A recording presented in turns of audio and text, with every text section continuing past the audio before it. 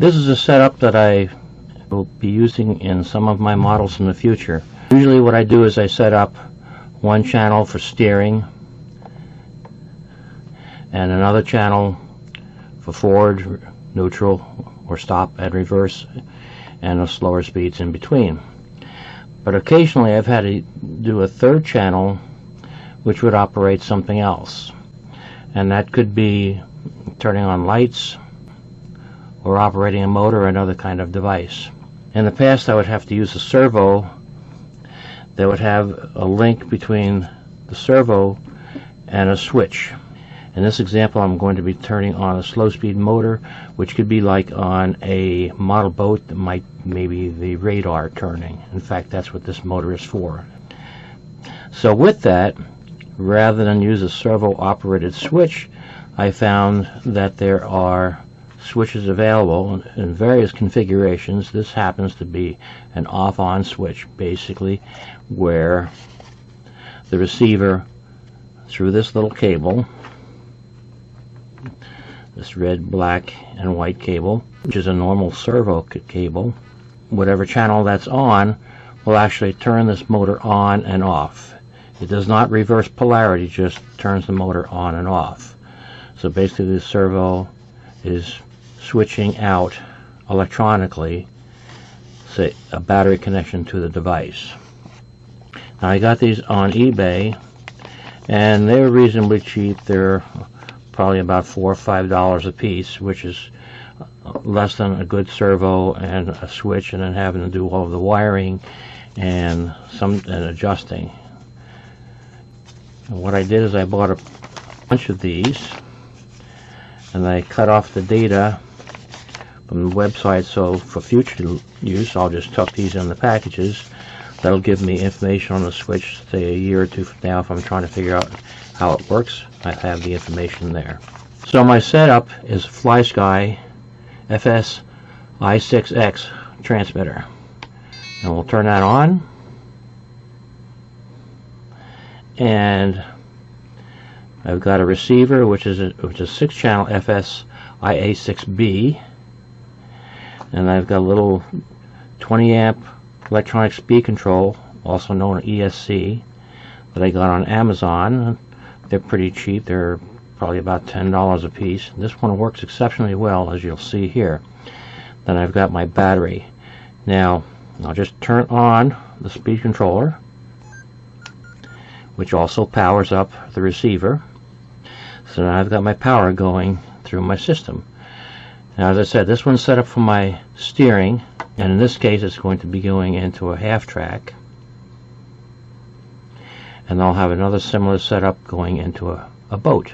So a lot of the setup can be very common. So this would be my steering. As you can see, it turns.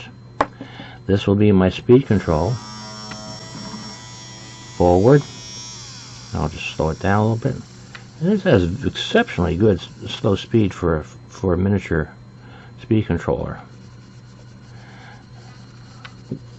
And on the armored car, it's going to work very well because it's further geared down after the motor. And of course, reverse.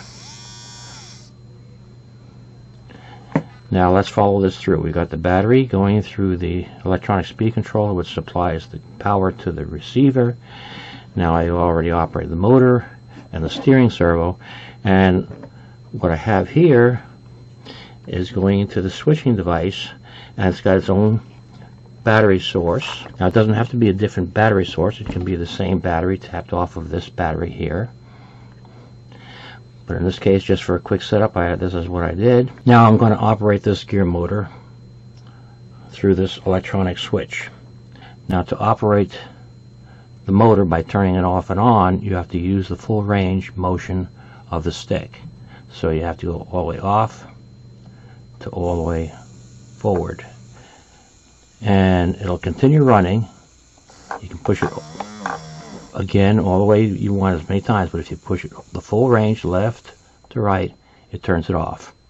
I'll turn it back on. Left to right, on.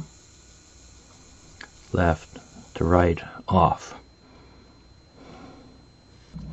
Now I switch from channel 4 to channel 5.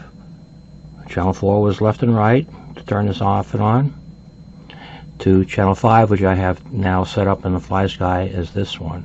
This is 5, 6, 7, 8, 9, 10. So I'm going to turn this on using the switches. And to turn it off, I have to completely cycle again to turn it back on.